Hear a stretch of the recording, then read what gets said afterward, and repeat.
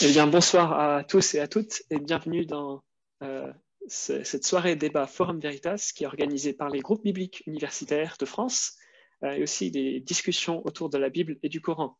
Et le thème de notre soirée s'intitule « Qui est Jésus? Discussion entre chrétiens et musulmans ». Les groupes bibliques universitaires sont une association culturelle qui existe depuis 1943 en France et qui réunit les étudiants pour qu'ils puissent réfléchir autour de la Bible et de son enseignement. Les discussions autour de la Bible et du Coran sont un espace d'échange et de partage entre étudiants chrétiens et musulmans autour de sujets qui leur sont communs et à partir de textes comme la Bible et le Coran, comme le nom l'indique. Et l'objectif étant de mieux comprendre la foi des autres. Les forums Veritas sont des rencontres qui visent à mettre en relation la pensée chrétienne d'un côté et d'autres visions du monde de l'autre. Et ici, ce soir, ce sera un débat entre un chrétien et un musulman. Je me présente, je m'appelle Joshua Sims, je suis étudiant à l'École normale supérieure de Lyon et ce soir, je serai votre modérateur.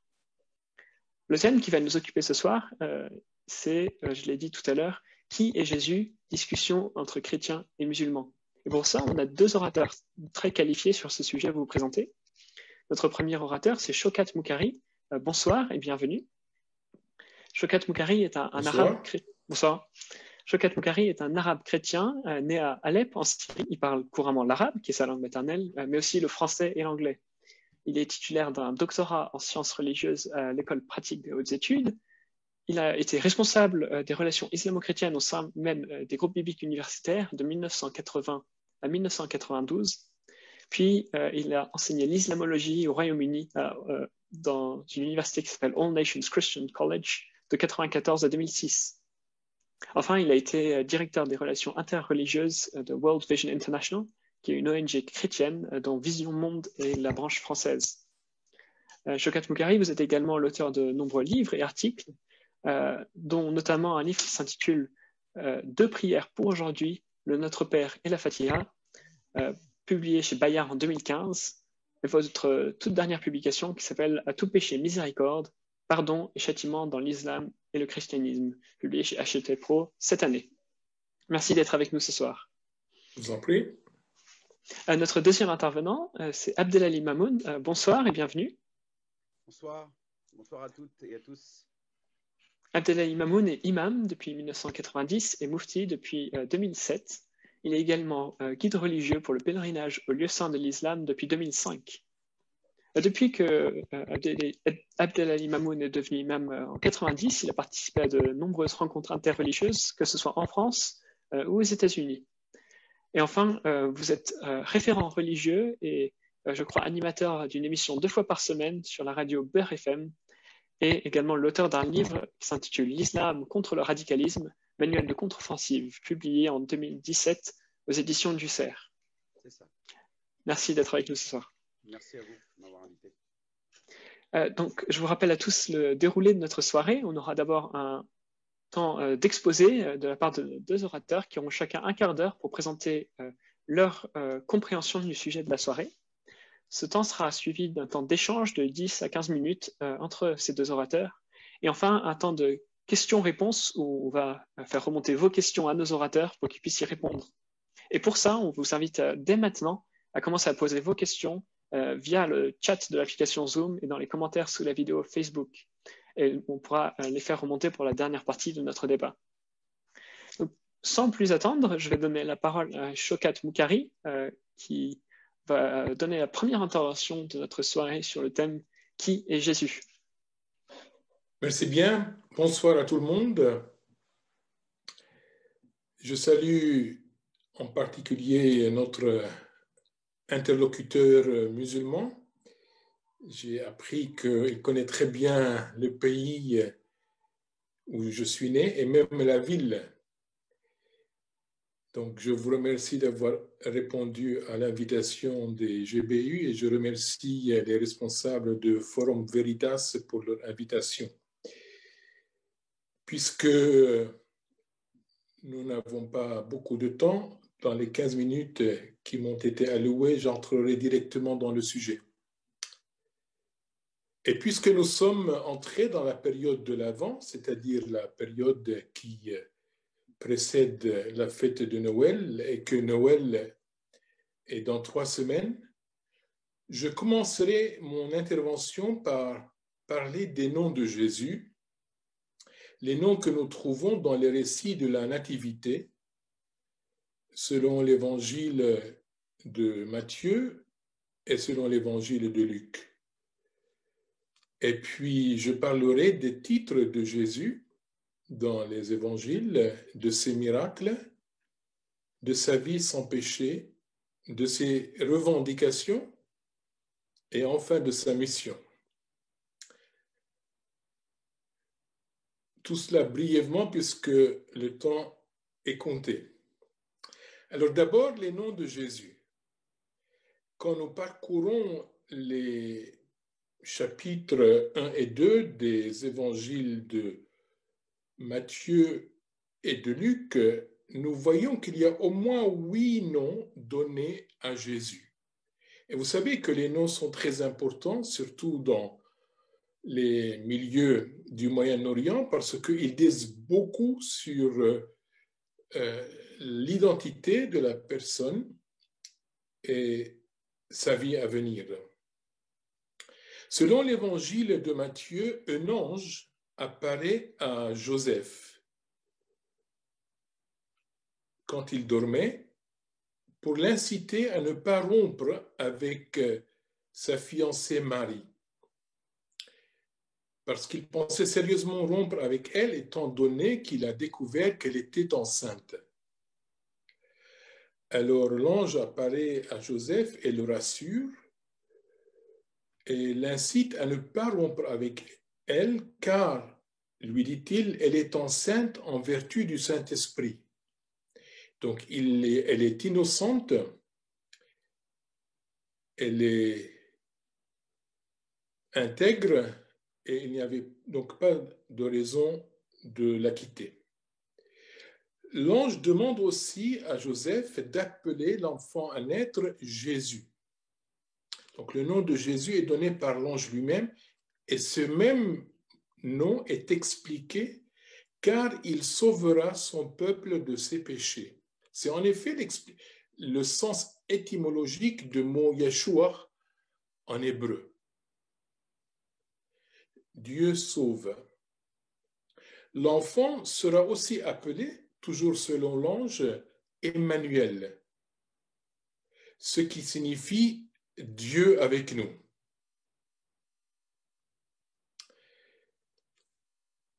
Peu de temps après sa naissance, les rois mages arrivent à Jérusalem et demandent où est né celui qui sera le roi des Juifs. C'est les mages qui désignent Jésus de cette façon, le roi des Juifs. Or, il y avait un roi, c'était le roi Hérode qui était en place. Et le roi Hérode prend peur. Il comprend que c'est le Messie qui vient de naître. Et donc, il cherche à le tuer. Il réunit autour de lui des experts de la loi et leur demande où doit naître le Messie. C'est lui qui prononce le mot Messie. Donc, il croit vraiment que Jésus était le Messie.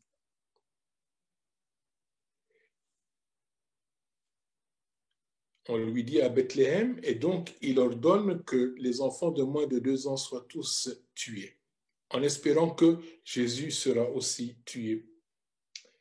Selon l'évangile de Luc, l'ange Gabriel apparaît à la Vierge Marie pour lui annoncer qu'elle sera la mère d'un enfant qu'elle devra appeler Jésus.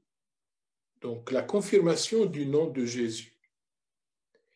Mais l'ange ajoute, on l'appellera fils du Dieu très haut. Le Seigneur Dieu fera de lui un roi, et son règne n'aura pas de fin. Peu après la naissance de Jésus, un ange apparaît à des bergers qui paissaient leurs troupeaux dans les champs, et il leur dit, « Cette nuit, dans la ville de David, c'est-à-dire Bethléem, est né votre Sauveur, c'est le Christ, le Seigneur. Vous voyez dans ces récits que Jésus reçoit oui, non, soit avant, soit peu de temps après sa naissance. Jésus, Emmanuel, roi des Juifs, le Messie, le Fils du Dieu très haut, Sauveur, le Christ, le Seigneur. Le Christ, c'est Christos en grec, c'est l'équivalent grec du mot Messie en hébreu, ou Al-Masih en arabe. Les titres de Jésus maintenant. J'en choisirai 3 titres qui me semblent les plus significatifs. Le premier, c'est Parole de Dieu. Et je l'ai choisi parce que il est important, mais aussi parce que le Coran lui-même donne à Jésus ce même titre. Le Coran d'ailleurs donne aussi le titre de Messie à Jésus, Al-Masih. Le deuxième titre qui me paraît très important, c'est Fils de l'homme. C'est le titre d'ailleurs que Jésus utilise le plus souvent pour se désigner.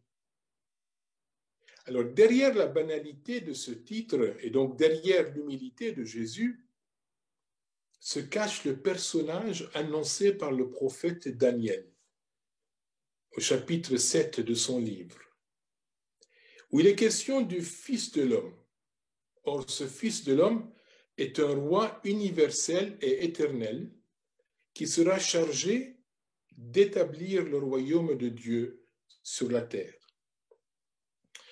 Le troisième titre que je mentionnerai, c'est le titre de Sauveur. Dans le Nouveau Testament, ce titre est donné 8 fois à Dieu et 16 fois à Jésus, Sauveur. Pourquoi Jésus et Dieu reçoivent-ils le même titre? Eh bien, pour une raison très simple. C'est parce que Dieu accomplit le salut par l'intermédiaire de Jésus. Aussi, on peut appeler Dieu Sauveur, mais on peut aussi appeler Jésus Sauveur. Troisième chose, c'est les miracles de Jésus. Jésus a fait beaucoup de miracles, mais je ne retiendrai que les miracles qui me semblent aussi les plus significatifs. J'en citerai 3. Et je commencerai par 2 miracles qui sont aussi attribués à Jésus dans le Coran. La guérison de l'aveugle. Il s'agit d'un aveugle né. On trouve le récit de cette guérison dans l'évangile de Jean au chapitre 9. Pourquoi j'ai dit que ce sont des miracles significatifs? C'est parce que Jésus dit lui-même qui il est en rapport avec ces miracles. Donc les miracles ne sont pas simplement des choses surnaturelles accomplies par un prophète pour prouver qu'il est bien envoyé de Dieu, mais ce sont des signes. Et la signification dans le cas de Jésus est donnée par Jésus lui-même. Avant même de rendre la vue au pauvre homme, Jésus dit ceci: pendant que je suis dans le monde, je suis la lumière du monde. Jean 9, 5. Deuxième miracle, la résurrection de Lazare, un ami de Jésus. C'est encore un miracle mentionné dans le Coran, la résurrection des morts. Et là encore, avant même que Jésus ressuscite son ami Lazare, il dit ceci: je suis la résurrection et la vie. Celui qui croit en moi, même s'il meurt, vivra. Et quiconque vit et croit en moi ne mourra jamais. Et pour montrer que ce que dit Jésus est vrai, je suis la résurrection et la vie, eh bien Jésus procède à la résurrection de Lazare et lui dit: viens ici, et il vient. Le troisième miracle, c'est le miracle de la multiplication des pains que nous trouvons aussi dans l'évangile de Jean. Et là, Jésus fait son commentaire après avoir accompli le miracle, après avoir nourri la foule affamée. Il dit, c'est moi qui suis le pain de vie. Celui qui vient à moi n'aura pas faim. Et celui qui croit en moi jamais n'aura soif. C'est dans l'évangile de Jean au chapitre 6. Quatrième trait de Jésus, c'est que c'était un homme sans péché. Il a vécu une vie sans péché. Or, tous les prophètes ont commis des péchés. La Bible, aussi bien que le Coran, parle de ces fautes que les prophètes de Dieu ont commises, y compris le prophète de l'islam. Or, Jésus est sans péché comme en témoigne le Nouveau Testament. Par ailleurs, ni le Coran, ni la tradition prophétique ou bien hadith n'attribuent le moindre péché à Jésus. Bien au contraire. Là encore, l'ange a dit à Marie, la Vierge Marie dans le Coran, qu'elle sera enceinte et que le garçon qu'elle mettra au monde sera un garçon pur. Cinquièmement, les revendications de Jésus les plus significatives. Parce que Jésus a dit beaucoup de choses à son propre sujet. Je retiendrai deux revendications. D'abord, Jésus a l'autorité de pardonner les péchés. Il a pardonné à plusieurs personnes leurs péchés en leur disant, tes péchés sont pardonnés. Il n'a pas demandé à Dieu de leur pardonner le péché, il leur a pardonné le péché en son nom propre. Or, qui peut pardonner les péchés? Le Coran dit, il n'y a que Dieu qui ait l'autorité de pardonner les péchés. Et aux gens qui ont douté de ce pouvoir de pardonner les péchés, Jésus a donné la preuve qu'il avait le droit de donner le pardon des péchés en demandant à cet homme qui était paralytique et qu'il venait de pardonner de se lever. Et il s'est tout de suite levé. Ainsi, Dieu a prouvé par un miracle que Dieu était dans son droit quand il a pardonné les péchés de cet homme. Deuxième revendication, c'est que Jésus sera le juge au jour dernier. Jésus sera chargé par Dieu de juger les hommes au jour du jugement. Nous voyons cela dans l'évangile de Matthieu au chapitre 25 et dans l'évangile de Matthieu au chapitre 7, ainsi que dans l'évangile de Jean au chapitre 5. Donc Jésus est qualifié comme juge parce que précisément il a donné sa vie pour sauver l'humanité. Le sixième point par lequel je terminerai concerne la mission de Jésus. Jésus est un prophète, mais il n'est pas un prophète ordinaire. Il se distingue de tous les prophètes par le fait qu'il n'est pas venu simplement annoncer la parole de Dieu. Il est venu pour sauver l'humanité. Je vous rappelle ce que signifie son nom, Jésus. Il sauvera les hommes de leurs péchés. Tout un programme. Il est donc, comme le dit l'Évangile selon Jean, le sauveur du monde. Chapitre 4. Le message de Jésus, selon le Coran et selon les évangiles, c'est précisément de porter l'évangile. Oh, que veut dire l'évangile? Évangile, c'est un mot grec qui signifie bonne nouvelle. C'est la bonne nouvelle de Dieu. C'est la bonne nouvelle parce que Dieu, dans son amour, a décidé de ne pas condamner les hommes, mais de les sauver. Comment? Eh bien, précisément par la mort et la résurrection de Jésus-Christ. C'est pourquoi Jésus est appelé sauveur, comme Dieu est lui-même sauveur. Évangile, en arabe, c'est bishara. Je le dis parce que le mot Injil se trouve dans le Coran, évangile, mais il n'est pas expliqué. Donc, c'est important de souligner que le mot évangile signifie bishara, bonne nouvelle, la bonne nouvelle de l'amour de Dieu qui se manifeste par le salut qu'il a accompli au travers de Jésus-Christ. Voilà, je crois que j'ai fini de vous faire cette présentation de Jésus-Christ sous ses 6 traits, ses noms, ses titres, ses miracles, sa vie sans péché, ses revendications et enfin sa mission. Je vous remercie. Bien, merci beaucoup, Monsieur Boukari. Et je vais donner tout de suite la parole à Abdelali Mamoun pour qu'il lui aussi nous présente en un quart d'heure son point de vue sur la question de la soirée. Bonsoir à toutes et à tous. Merci de me donner la parole pour moi aussi présenter selon la vision de l'islam la personnalité extraordinaire qui était ce grand homme qui était Jésus, le fils de Marie.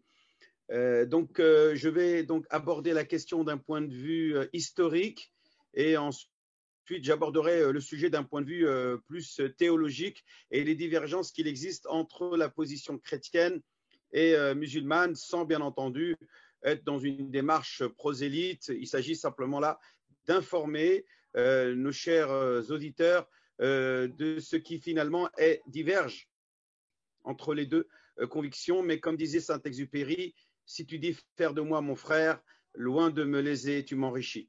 Donc nous sommes dans un enrichissement mutuel où moi-même ce soir j'ai appris beaucoup de mon ami et mon frère Shaukat, qui est un halabi, et moi-même c'est là-bas où est-ce que j'ai reçu mes premiers enseignements en sciences islamiques dans un internat de formation des imams où je suis resté 4 ans à Alep, donc dans la ville d'Alep, et ensuite 2 ans à Damas pour finir mes études finalement à Paris, à la Sorbonne, Paris 1, pour donc soutenir un mémoire, un DEA, un diplôme d'études approfondies à la Sorbonne Paris 1. Voilà pour ce qui est de mon histoire personnelle, mais voyons maintenant, parlons de celui qui nous intéresse, en l'occurrence cet extraordinaire personnage qui était Isa ibn Maryam, Jésus, fils de Marie, qui s'appelle aussi chez nous Al-Masih, donc le Messie, Masih, qui veut dire en arabe celui qui efface, qui nettoie le mal, l'injustice, qui débarrasse la surface de la terre de l'injustice. Déjà à son époque, c'est ce qu'il a tenté de faire, mais malheureusement, il sera persécuté par le gouverneur. Alors, d'après ce que moi j'ai lu, il n'était pas roi Hérode. Il y en a qui disent c'est un roi, il y en a qui disent qu'il était simplement gouverneur de l'Empire byzantin et qui régnait sur la région de la Palestine. Et donc, de ce fait, alors selon d'autres historiens, et ça c'est ce que j'ai lu comme étant le plus vrai, et Jésus serait né finalement 2 ans avant Jésus-Christ, donc 2 ans avant la date de sa naissance qui a été donc définie par l'Église, tout simplement parce que beaucoup disent que Hérode est mort justement 2 ans avant Jésus-Christ. Et comme Jésus finalement est né en même temps au moment où est-ce que Hérode était encore vivant et était encore le gouverneur de la Palestine, et qu'il a reçu justement les rois mages pour leur dire finalement il n'y a aucun roi ici comme on a pu vous le faire croire. Donc ça prouve bien que Jésus est bien le contemporain d'Hérode qui est mort 2 ans avant Jésus-Christ, 2 ans avant la date, donc 2022 finalement, 2 ans avant la date qui débute le calendrier chrétien. Alors ça, c'était une petite parenthèse, mais concernant ce que dit l'islam pour ce grand personnage, c'est qu'il est bien entendu un grand prophète de l'islam, un grand prophète des religions. Pour nous, il n'y a qu'une seule religion, c'est la religion de Dieu. on peut l'appeler la religion de Jésus, donc Al-Masihiyya, pour nous ça ne nous dérange pas, ou qu'on l'appelle la religion de l'abandon de soi à Dieu, c'est-à-dire l'islam, eh bien cela aussi ne nous cause pas de problème. Sauf que nous, dans le Coran, que l'on considère comme étant le parachèvement de la révélation, des révélations que Dieu a faites à ses prophètes, eh bien, il a décrété en fin de vie du prophète Mohammed que la religion de Dieu s'appellerait l'islam, dans le verset dans lequel il dit « Aujourd'hui, nous avons complété sur vous nos bienfaits, nous avons parachevé sur vous votre religion. Et j'ai agréé pour vous et accepté pour vous comme religion l'islam. Donc, il s'agit plutôt d'une question sémantique. Le choix que nous avons donc adopté par la volonté divine dans la révélation de Dieu faite au prophète de l'islam, c'est d'appeler cette religion, cette même religion, je rappelle, qui a été révélée avant Mohammed à tous les prophètes et que le prophète vient parachever. Alors, dans un hadith, c'est-à-dire une tradition prophétique, le prophète, par humilité, justement, prouve bien qu'il ne se sent pas supérieur à tous les autres, puisqu'il dit ce que Dieu a révélé à toute l'humanité à travers les siècles, je le compare à un homme qui construit une maison et que chaque brique correspond à la révélation d'un prophète. Jusqu'au moment où il parachève la construction de sa maison avec ses milliers de briques, donc ses milliers de prophètes, et on dira tous « Oh, qu'elle est belle cette maison !» mais il reste un endroit, une brique qui n'a pas été mise à sa place, et il dira, le prophète à la fin, « Je suis cette brique ». Donc, vous voyez combien l'humilité du prophète Mohammed, qui se considère une brique parmi toutes les briques de toutes les révélations qui ont été faites avant lui, et il en est, lui, le sceau et celui qui le parachève. Donc, effectivement, l'islam est venu bien après la religion des Juifs et celle des chrétiens. Alors, dans le Coran, nous avons 2 sourates qui évoquent énormément ce personnage. Donc, au total, c'est plus de 33 fois où le prophète Isa ibn Maryam est cité, alors que Mohammed, le prophète de l'islam, n'est cité lui que 4 fois. Donc, ça montre bien combien il a une place importante aux yeux des musulmans. Un musulman qui ne croit pas en Jésus n'est pas un musulman, c'est-à-dire qu'il réfute un aspect fondamental de la foi, qui est notamment la foi envers tous les prophètes, comme nous le demande Dieu dans le Coran à la fin de sourate Al-Baqarah. آمن الرسول بما أنزل إليه من ربه وكل آمن بالله وملائكته وكتبه. Tous ont cru en Dieu, en ses anges, en ses prophètes et en ses livres. لا نفرق بين أحد من رسله. Nous ne faisons aucune différence entre tous ces prophètes qu'il a envoyés. لا نفرق بين أحد من رسله وقالوا سمعنا وأطعنا غفرانك ربنا وإليك المصير. Donc voilà, ça c'est la fin du verset. Donc ensuite, dans la sourate Ali Imran, cette sourate qui parle de la famille de Marie, donc des parents de Marie, et notamment aussi les parents de Moïse, puisque nous pensons que Imran est un ancêtre, un patriarche, un des patriarches de cette grande tribu du peuple d'Israël, dans lequel l'un des tout derniers, ou plutôt le dernier, sera Jésus, fils de Marie, que Dieu demandera d'abord, dans lequel il annoncera bien sûr son arrivée à sa mère, puisque les anges viendront voir Marie pour lui annoncer l'arrivée de ce grand homme, de ce Messie, Jésus, fils de Marie. Le verset surat Imran qui dit إِذْ قَالَتِ الْمَلَائِكَةُ يَا مَرْيَمُ إِنَّ اللَّهَ يُبَشِّرُكِ بِكَلِمَةٍ مِّنْهُ اسْمُهُ الْمَسِيحُ عِيسَى ابْنَ مَرْيَمَ. Donc, et quand les anges dirent à Marie, Dieu t'annonce la bonne nouvelle de son mot, hein, il parle de mots, de kalimat, de paroles, qui s'appelle Jésus, fils de Marie, wajihan, c'est-à-dire émergent, fit dunya, dans ce bas monde et dans l'au-delà, et parmi ceux qui seront les plus rapprochés de Dieu. Et il parlera aux gens dans son berceau, et il parlera aussi aux gens alors qu'il est à un âge avancé.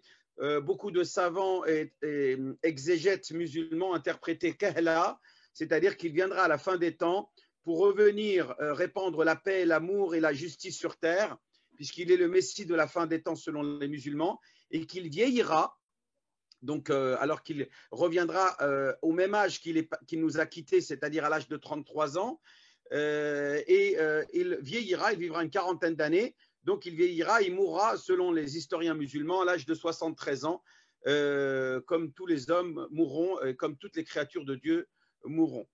Donc, je n'évoque pas la question théologique tout de suite, je vais d'abord continuer à évoquer l'histoire, donc d'abord de ce personnage. Donc, ensuite, Marie donne naissance à l'enfant, non pas dans une crèche comme chez les chrétiens, mais sous un palmier au moment où est-ce que les dattes ont mûri. Et les historiens disent que le moment de l'année où est-ce que les dattiers sont mûrs, c'est le mois d'octobre. Donc, chez les musulmans, Jésus n'est pas né le 25 décembre, mais à peu près au mois d'octobre, mais on ne sait pas exactement quel jour précisément. Et que Dieu a dit donc à Marie, après sa naissance, bois de l'eau qui coule sous toi-même, c'est-à-dire puisqu'elle a accouché près d'un ruisseau et près d'un palmier, et il lui a dit pousse légèrement le palmier et tomberont des dattes qui te permettront de subvenir à tes besoins, puisque quand elle naît, selon les historiens et selon le Coran, elle est toute seule. Et elle maudit même ce moment où est-ce qu'elle a vécu, parce qu'elle se sent abandonnée, elle se sent seule, elle est on va dire, affligée, attristée de subir cette épreuve, de donner naissance à un enfant sans mari, etc. Et puis elle doit retourner vers son peuple pour rendre des comptes. C'est justement ce qui va se passer, c'est que quand elle va rencontrer son peuple, notamment le peuple d'Israël et les rabbins, puisque Marie était une offrande, était elle-même, selon le Coran, une offrande de son père Imran au temple de Jérusalem, et donc elle vivait dans ce temple-là sous la tutelle du prophète Zacharie, qui était le mari de sa tante Élisabeth. Et donc, selon les historiens, la mère de Marie s'appellerait Anna ou Anne, qui serait la nièce de Élisabeth, l'épouse de Zacharie, le père de Jean-Baptiste, qui viendra plus tard, ou qui est déjà né avant, mais qui est une autre histoire. Donc, elle vient avec son bébé dans les bras, et les gens disent, mais qu'est-ce que tu as fait, Marie? Tu as conçu un enfant hors mariage. On ne savait pas ça de toi, on pensait que tu étais une femme chaste et réservée. Comment tu as pu oser faire honte au temple de Jérusalem, etc., etc. Et là, Dieu lui aura interdit de parler. Je m'interdis aujourd'hui de prononcer quelques mots que soit. Et elle va donc, sans parler, montrer du doigt son bébé, son enfant qu'elle tient dans les mains dans son berceau, Filmed, et donc ils diront, mais comment peut-on nous adresser à un bébé alors qu'il est encore dans le berceau? Comment pourrait-il nous parler? Et c'est à ce moment-là que émerge le miracle de Dieu. Et l'enfant parle, l'enfant, alors que c'est un nouveau-né, il parle, il dit « Inni Abdullah », je suis le serviteur de Dieu. « Atani al-kitab », il m'a révélé le livre, « Wa ja'alani nabiyyan » et il a fait de moi un prophète. « Wa ja'alani mubarakan » et il a fait de moi quelqu'un de béni, où que je sois, et il m'a recommandé d'accomplir la prière et de m'acquitter de l'aumône, c'est-à-dire de faire des dons aux pauvres, tant que je serai vivant, et ô combien je dois la bienséance, la bienfaisance, la bonté pieuse à l'égard de ma mère, qui n'a pas fait de moi quelqu'un de tyrannique et de mauvais. Et les salutations sont sur moi le jour où je suis né, le jour où je meurs et le jour où je suis ressuscité, le jour de la résurrection. Sourate Maryam, verset 30 jusqu'au verset 33. Donc voilà un chapitre important de sa vie qui est dès sa naissance. Ensuite, on dit qu'il grandit à Bethléem. Ça, les historiens musulmans ne contestent pas cela.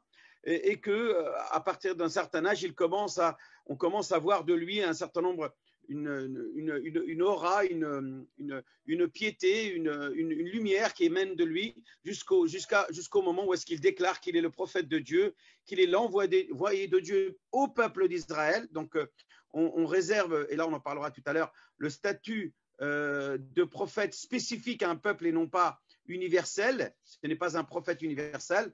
nous, musulmans, nous pensons que ce statut de prophète universel n'est réservé qu'au prophète Mohammed, que la paix et le salut de Dieu soient sur tous ses prophètes. Et donc, il dit dans la sourate Ali Imran, verset 49, Wa rasulan ila bani Israël, et un prophète envoyé au peuple d'Israël. Inni qad ji'tukum bi ayatin min rabbikum, je suis venu parmi vous avec des signes émanant de mon Seigneur, de mon Créateur. Donc, vous voyez bien, là, on parle bien de discernement entre Jésus le créé et Dieu le Créateur, mais là encore, c'est une question qui relève de la théologie ou de la christologie. Anni akhluqu min at-tini. Regardez, là, Dieu parle des miracles que Dieu va accorder à Jésus, qu'il va utiliser pour convaincre son peuple qu'il est vraiment le prophète de Dieu. Il va façonner avec de la glaise un oiseau, c'est-à-dire une statue sous forme d'oiseau, dans lequel il va souffler lui-même. Et je soufflerai dessus et il devient un vrai oiseau qui s'envole dans le ciel.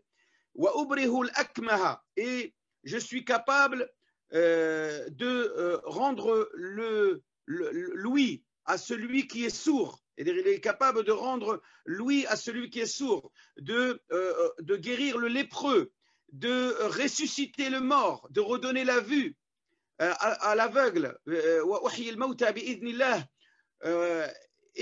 de même de savoir l'inconnu, l'invisible, en informant notamment les gens qui sont autour de lui, de ce qu'ils auront chacun d'entre eux mangé à midi, de ce qu'ils gardent chez eux secrètement comme réserve de nourriture.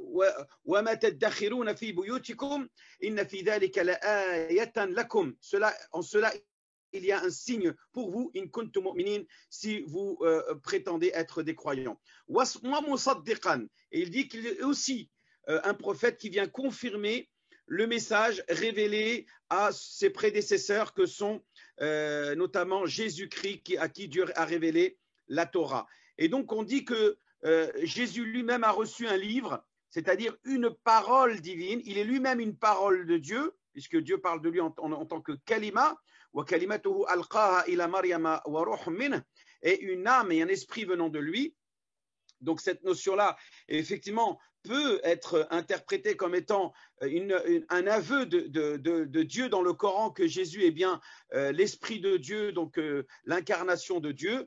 Mais la position du prophète Mohammed à son époque nous montre que cette chose, cet esprit inconnu qui reste mystérieuse, puisque quand Dieu parle de Ruh, ils t'interrogeront au sujet de l'âme, de l'esprit. Dis-leur que l'âme est une chose, est une entité dont Dieu seul en connaît l'essence et la nature. Mais par contre, il confirme bien qu'il s'agit d'une créature et non pas d'une incarnation de Dieu sur terre.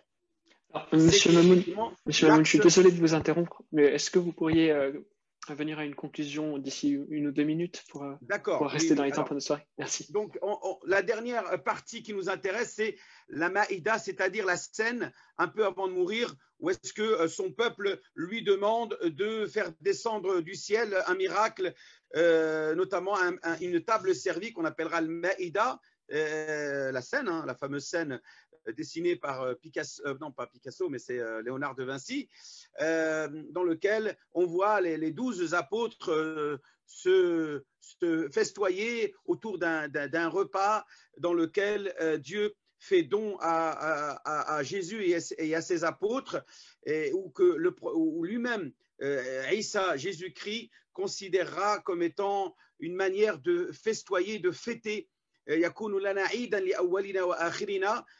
manière de fêter ce moment historique, puisque c'est à ce moment-là où est-ce que les musulmans considèrent que Jésus va s'élever au ciel.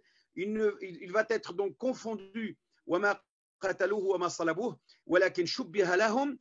être confondu par un autre de ses apôtres. Alors on ne sait pas est-ce que c'est Judas ou un autre, qui va être capturé à sa place et être crucifié à la place de Jésus. Voilà la position théologique des musulmans concernant la fin de vie de Jésus. Même si nous, on considère que Jésus n'est pas mort pour être ressuscité, mais on considère que même son élévation, elle est faite alors qu'il est vivant, et que même maintenant, Jésus est encore vivant, et qu'il redescendra vivant sur terre d'une vie terrestre, alors que là, il vit dans le ciel une vie céleste qui est particulière auprès de Dieu, et qu'il viendra à la fin des temps pour tuer d'abord l'antéchrist, l'imposteur, le fameux borgne, Al-Awar al-Dajjal. Et donc, il va nettoyer, purifier la terre de son injustice qu'il aura répandue pendant 40 jours.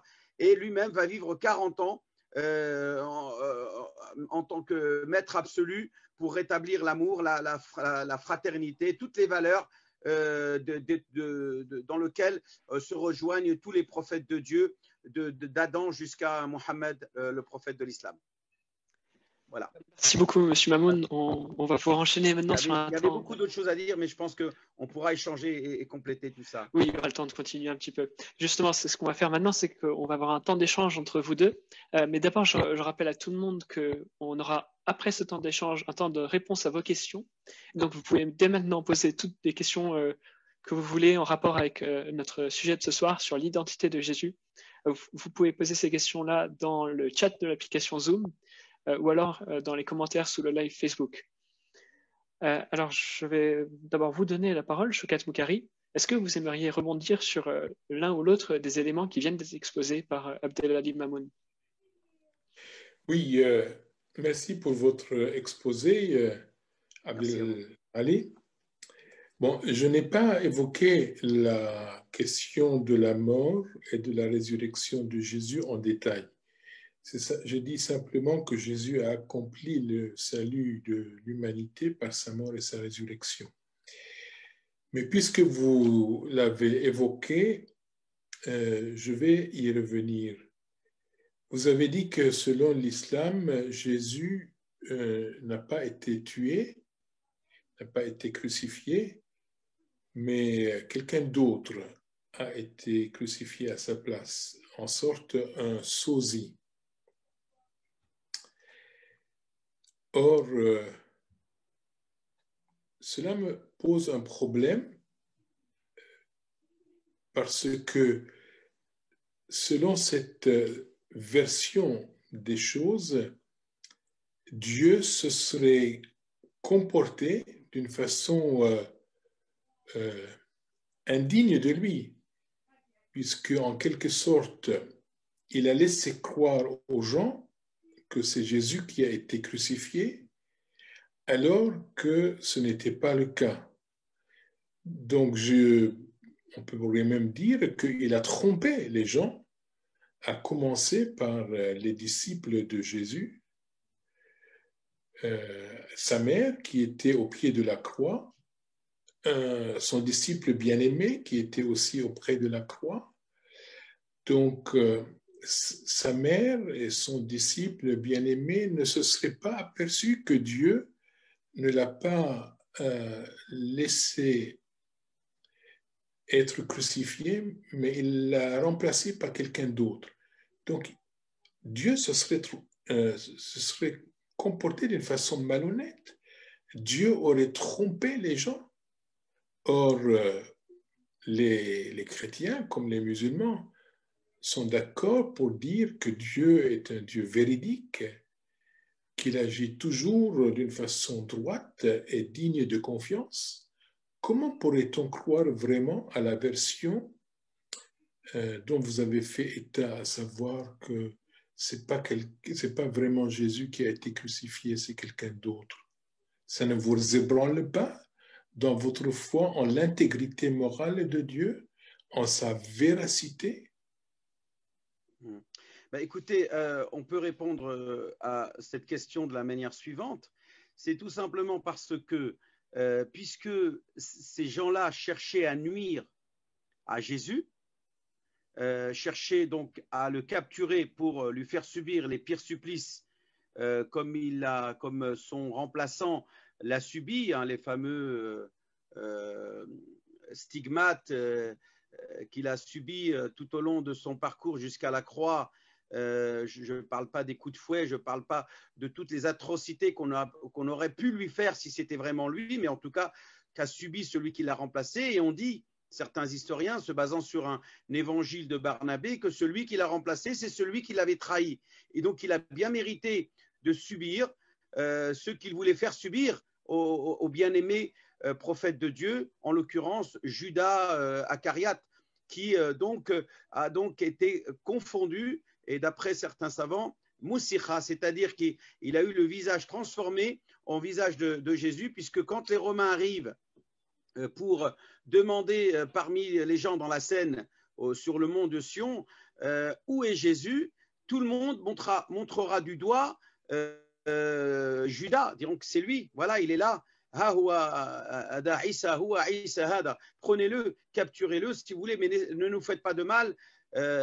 Donc ils vont le capturer et lui faire subir tout ce que l'on sait, coups de fouet,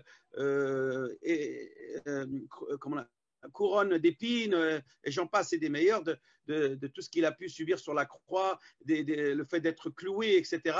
Donc ce tort que ces Romains ont fait subir, eh bien Dieu dit Wayam korona, wayam korullah, ont voulu lui faire du tort, et que Dieu aussi est capable au-dessus d'eux de décider de qui subira le tort. Wallahu khairul makirin, car c'est lui qui décide finalement de la meilleure des façons qui doit être faire l'objet de sanctions et de châtiments et de punitions. Donc Dieu va punir le traître, si vous voulez. Donc, à la place du bien-aimé Jésus, que lui, il va élever auprès de lui, dans le Coran, Dieu dit il l'a élevé auprès de lui. Et donc, voilà la position historique sur la question de Jésus. Mais permettez-moi de vous relancer, moi, sur une question, puisque vous parlez de morale et de justice divine, en parlant de Jésus sauveur. Sauveur, que Dieu a envoyé son Fils se faire torturer.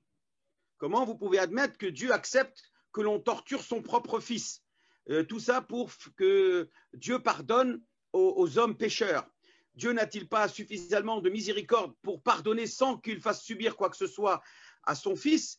Pourquoi ne peut-il pas tout simplement accepter le repentir, la rédemption de ceux parmi ses serviteurs qui regrettent amèrement leurs erreurs, leurs fautes, et qu'il les pardonne sans qu'il ait besoin de provoquer tout ce scénario chaotique que va subir Jésus-Christ selon la version chrétienne, dans lequel il va subir les pires supplices jusqu'à la crucifixion et mourir sur la croix.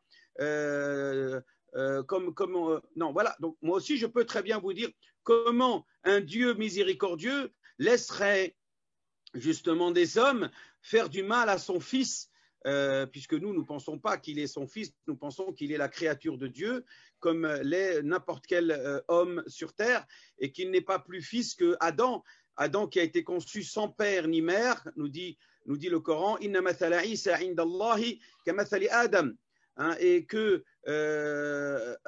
Isa, que Jésus, dans l'image que Dieu lui donne, dans la nature qu'il donne à Jésus, il est l'équivalent de Adam, qui a décrété que s'il décide que quelque chose soit, il l'est, c'est-à-dire que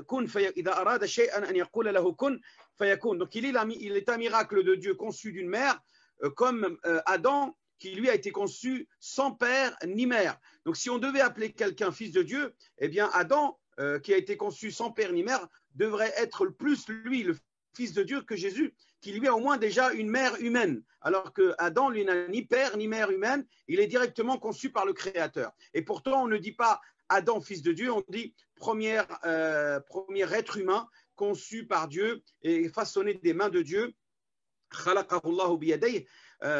quand il parle à Iblis. Donc moi je vous pose cette question, comment pouvez-vous penser que Dieu ait besoin de sacrifier son Fils pour pardonner à l'humanité? Merci.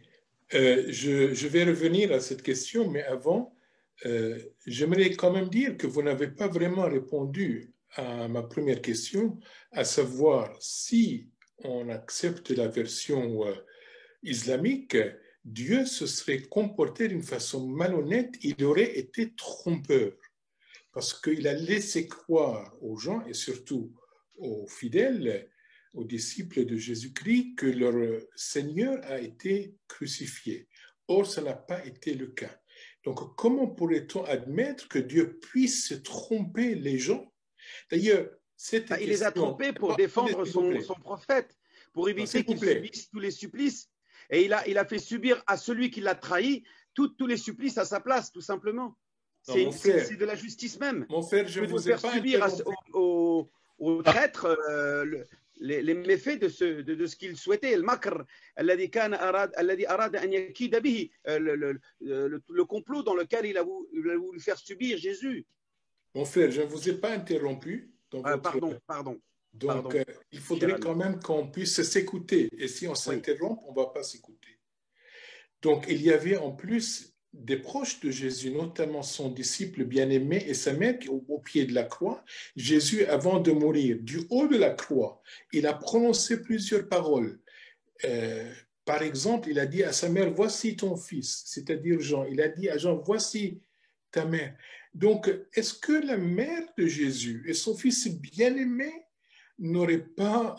auraient été trompés si ce n'était pas vraiment Jésus qui était sur la croix?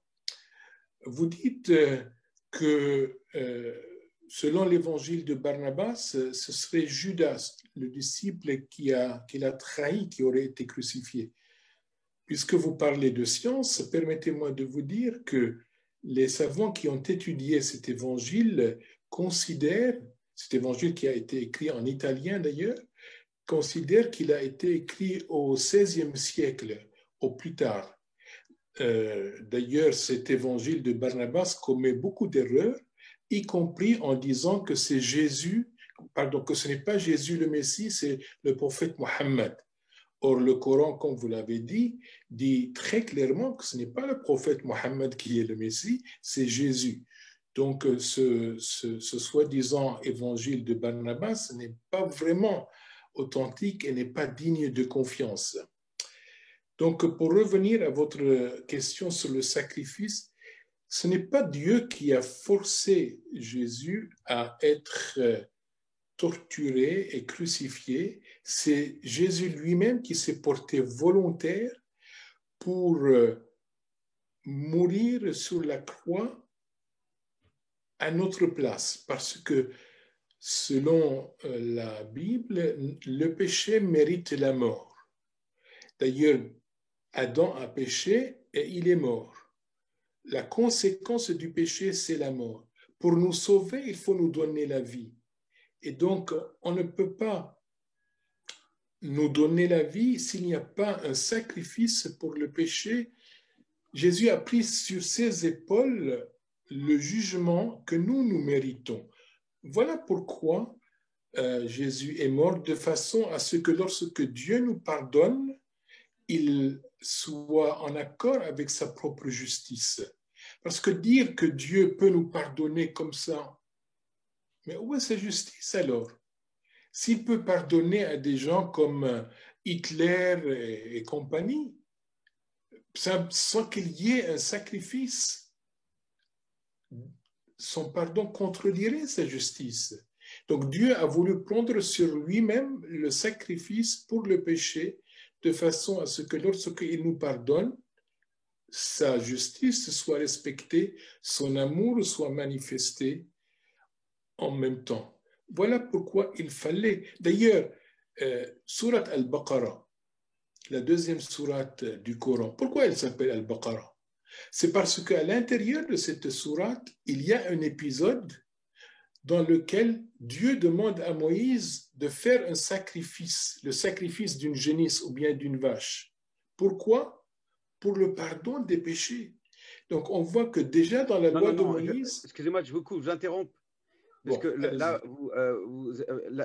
l'histoire est claire dans le Coran, puisqu'il dit que afin de dévoiler l'auteur du meurtre d'un des leurs, justement,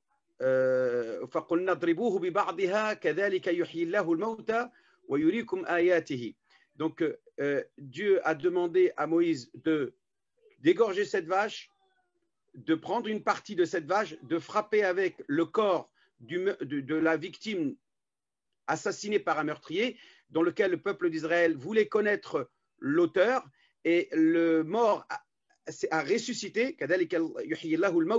il ressuscite le mort qui a été assassiné et il montre du doigt celui qui est l'auteur de son meurtre. Et c'est grâce à cela, à ce miracle que Dieu a donné et accordé à Moïse, que les Israélites connaîtront le meurtrier de l'un d'entre eux. Bon, je ne veux pas rentrer dans le détail du texte, je vous en prie, parce que nos auditeurs ne le connaissaient pas. Mais vous avez comparé aussi Jésus à Adam en disant que Adam était sans père et sans mère, donc s'il devait y avoir quelqu'un digne du titre de fils de Dieu, ce serait Adam. Non, mais mon frère, il faut être sérieux. Adam était la première créature de Dieu. Donc, il fallait évidemment que Dieu le crée directement. On ne peut pas comparer Adam à Jésus, ce n'est pas sérieux. Parce que Adam était la première créature. Jésus n'était pas la première créature. Donc, il est normal. Parmi les créatures. Non, mais il est normal qu'Adam, étant la première créature, n'ait ni de père ni de mère. C'est normal, c'est logique. Mais quant à Jésus, lui, il n'était pas le premier homme. Donc, le fait qu'il n'avait pas de père biologique et que sa mère était vierge, ça donne quand même un sens extraordinaire. Je ne vous dis pas que Jésus est le Fils de Dieu parce qu'il est né de la Pas plus qu'Adam qui a été créé sans rien et dans lequel Dieu dit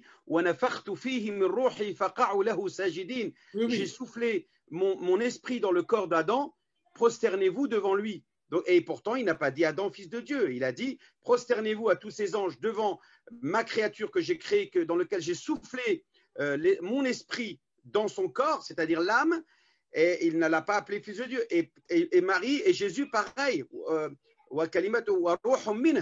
et un esprit venant de lui. Donc il y a toujours un esprit venant de Dieu, et nous pensons que tous ces esprits qu'il a soufflés dans le corps de tous les humains, qui sont propres aux humains, eh bien ce sont des créations, ce sont des esprits créés, et non pas incréés, incarnés de l'essence divine, émanant de l'essence divine. C'est le discernement Al-Furqan que évoque le dogme, le credo musulman.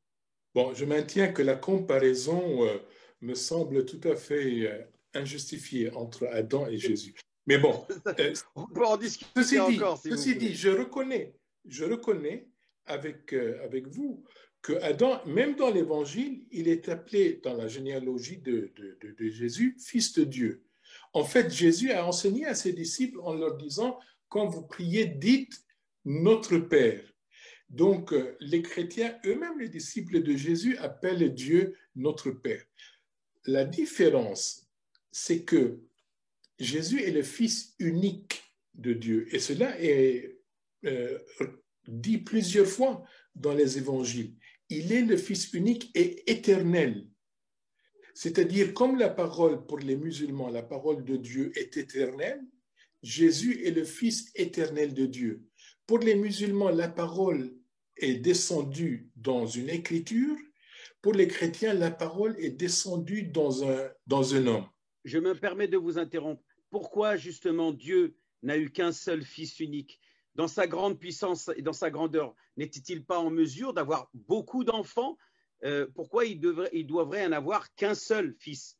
Pourquoi n'a-t-il pas eu pour chaque génération un fils? Puisqu'il est en mesure de s'accorder un fils qui est Jésus, pourquoi n'a-t-il, s'il avait voulu avoir des fils, pourquoi n'a-t-il pas conçu des fils tout au long de toutes les générations afin de leur donner la possibilité d'avoir Dieu avec eux tout au long des générations qui ont succédé l'humanité d'Adam jusqu'à aujourd'hui? Pourquoi se limiter qu'à un seul fils unique? Mais je vous dis, Jésus n'est pas le Fils de Dieu. Jésus n'est pas le Fils de Dieu. Dans le temps, c'est le Fils éternel de Dieu. C'est-à-dire, depuis que Dieu est Dieu, il existe comme Père, comme Fils et Saint.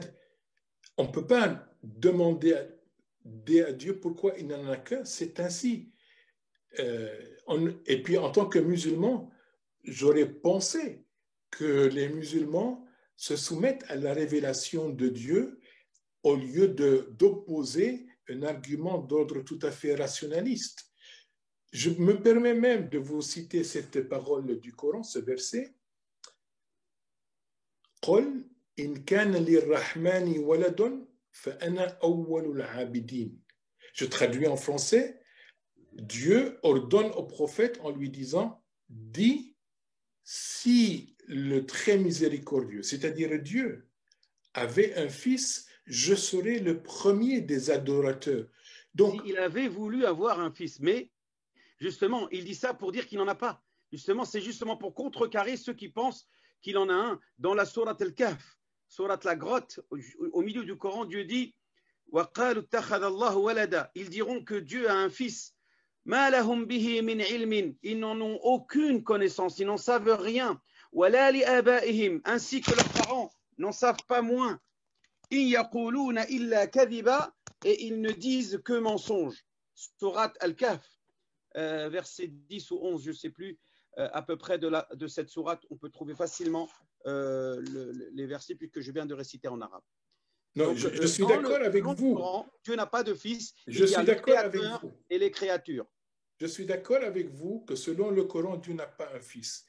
Mais le texte que j'ai cité, je l'ai cité juste pour dire que Dieu ordonnait au prophète de se plier à sa révélation, même si sa révélation lui paraissait irrationnelle. Donc nous sommes d'accord, pour le Coran, Dieu n'a pas de fils. Mais ce que je voulais souligner, c'est que la révélation de Dieu n'est pas à jauger selon notre rationalité humaine. C'est pour cela que je m'étonne que de votre part, vous éleviez l'argument pourquoi Dieu a un fils, il n'a pas de fils. Dieu est ce qu'il est, et lorsqu'il se révèle à nous, eh bien, on accepte sa révélation au lieu d'opposer des arguments rationalistes. D'ailleurs, moi je lis dans la Bible qu'à un moment donné, Jésus dit à son peuple, prions notre Père. Non, pas prions. Quand vous priez, Dieu, dites. il dit prions Dieu. Non, comment peut-il demander à son peuple de prier Dieu alors qu'il est Dieu? Non, là vous êtes monsieur, permettez-moi de vous dire que vous avez falsifié la Bible là, parce que Jésus n'a pas dit à ses disciples, prions Dieu. Il leur a dit, quand vous priez, dites notre Père. Il n'a pas dit, quand nous prions, nous devons dire notre Pourquoi Père. Il ne leur a pas dit, demandez-moi moi, c'est moi Dieu. Monsieur, je suis désolé de devoir vous interrompre. Je pense qu'il y a énormément de choses à dire sur cette question et d'autres questions. Mais justement, on va passer à un temps de questions maintenant qui viennent du public, où il y aura un nombre assez conséquent de questions qui ont été posées. Donc, je vais vous demander d'être assez succinct dans vos réponses pour pouvoir traiter le plus grand nombre. Et donc, en fait, les questions sont souvent adressées plutôt à l'un de vous ou à l'autre. Et donc, à chaque fois, je vais la poser à la personne à qui elle est adressée. Et l'autre personne aura un temps rapide pour essayer, s'ils veulent rebondir sur la réponse. Donc, cette première question, elle est justement adressée à vous, Monsieur Abdelali Mamoun. C'est une question de linguistique, quelque part. C'est pourquoi le nom de Jésus est-il Issa dans le Coran, alors que sa traduction en arabe serait plutôt Yeshua?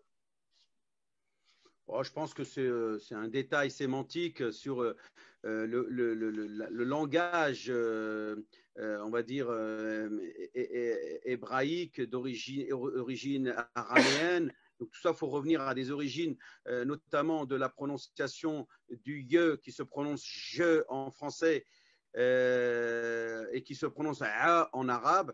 Et c'est une question d'accent, si vous voulez.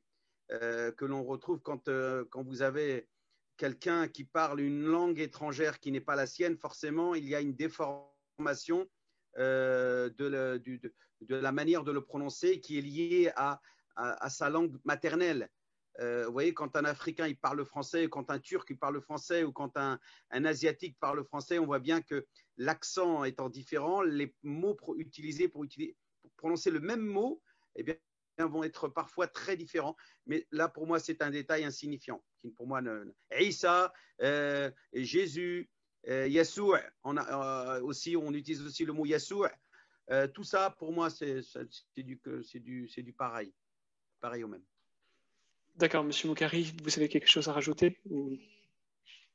C'est vrai que les auteurs musulmans ne savent pas d'où vient ce nom Isa dans le Coran, et la plupart disent, bon, c'est l'équivalent arabe du mot Yeshua en hébreu. Mais bon, cette explication ne me satisfait pas vraiment parce que, comme je viens de le dire tout à l'heure, la signification du nom est très importante. Le nom de Jésus porte un sens, une signification qui est complètement perdue par le nom, dans le nom Isa. C'est pour ça que les traductions arabes de la Bible traduisent le nom Yeshua en hébreu par Yeshua.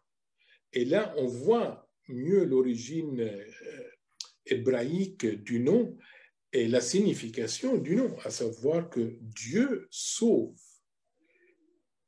C'est extrêmement important, le nom de Jésus, à cause de sa signification qui est tout un programme pour la mission qu'il devait accomplir. D'accord. Merci pour votre réponse. On va passer à une question suivante qui est destinée à vous deux et je vais la poser tout d'abord à vous, Monsieur Moukari. La question, c'est celle-ci. Pourriez-vous parler, s'il vous plaît, de Marie de Nazareth ou, si je ne me trompe pas, Mariam dans le Coran? Et en particulier, la question concerne le rapport à la virginité dans les deux religions. Bon, vous voulez commencer, mon frère? Non, on a dit que c'est allez-y, Monsieur Moukari.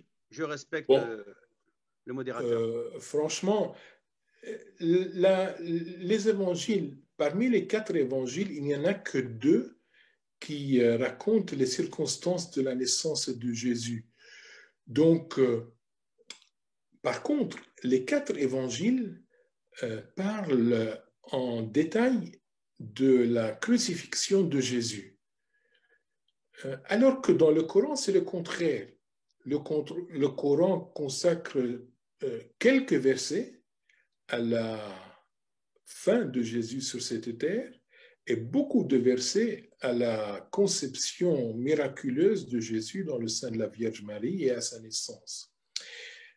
Donc l'accent n'est pas du tout le même. L'accent dans les évangiles, c'est sur la mort et la résurrection de Jésus, et ce sont des récits convergents, des récits historiques, des récits qui donnent beaucoup de détails, parce que Jésus est venu sur terre pour accomplir une mission qui a été couronnée par sa mort et sa résurrection. Donc la virginité, si vous voulez, je ne dirais pas qu'elle n'a pas d'importance, parce que c'est vrai que, étant donné que Jésus est le Fils de Dieu, on ne voit pas comment il aurait pu naître d'un rapport entre Marie et un homme. Donc je ne dis pas que ça n'a pas d'importance, mais je dis que la virginité en elle-même n'est pas un article de foi fondamental. C'est surtout la mort et la résurrection. Et la virginité, bon, c'est une marque physique d'une certaine pureté du corps, mais là encore, la pureté de l'être humain, ce n'est pas simplement la pureté du corps, mais c'est aussi la pureté de l'âme. Donc, je ne vois pas pourquoi m'attarder sur la notion de virginité personnellement. Alors oui, effectivement, nous aussi, on ne s'attarde pas trop sur la question de la virginité, parce que nous ne concevons pas le péché charnel comme étant, ou le lien, le contact charnel comme étant impur, contrairement à certains credos chrétiens. Puisque si même elle avait eu une relation avec un mari, avec un homme avec qui elle aurait pu concevoir des enfants, eh bien, on ne considérerait pas cela comme quelque chose d'impur. Mais ce qui est dit dans le Coran, c'est que Dieu décrit, en s'adressant directement à Marie, il lui dit « Ya Mariamu, ô Marie, inna Allah astafaki, Dieu t'a choisi pour te purifier. Wa tahharaki, wastafaki, et il t'a choisi et élu parmi toutes les femmes de l'humanité, ala nisa il alamin, wastafaki ala nisa il alamin ». Cette sélection, ce privilège, ce statut que Dieu a accordé à Marie fait d'elle la meilleure de toutes les femmes de l'humanité. par rapport au fait qu'elle était totalement purifiée, qu'elle était immaculée, que ce soit dans sa vie ou dans sa naissance. Donc la notion d'immaculée conception est une notion que l'islam adopte à Marie comme à beaucoup d'autres hommes. Donc ce qu'on appelle l'isma, l'infaillibilité qui fait de l'être à ce moment-là un être pur de toute faute, de tout péché, de toute impureté dans lequel il aurait pu succomber à la tentation du diable ou des passions. Donc, pour confirmer ce que vous dites, je me permets de renvoyer à ce propos du prophète lorsqu'il dit que tous les êtres humains, peu de temps après leur naissance, sont touchés par le diable. Ils ont une morsure du diable. Et c'est pour cela qu'ils crient, les bébés. Sauf Jésus et Marie. C'est intéressant que ce propos montre que les êtres humains, dès leur naissance, ils sont touchés par le mal, par le diable. Il n'y a que deux êtres qui ont été à l'abri. Ça ne veut pas dire être soi-même coupable de mal. Émanant, attention, c'est simplement le fait que ces individus-là seront prédisposés à faire l'objet de la tentation du diable. Mais ça ne veut pas dire qu'ils succomberont à cette tentation. On considère que tous les prophètes, aucun d'entre eux, contrairement à ce que vous avez dit tout à l'heure, aucun prophète n'a subi à la tentation du diable.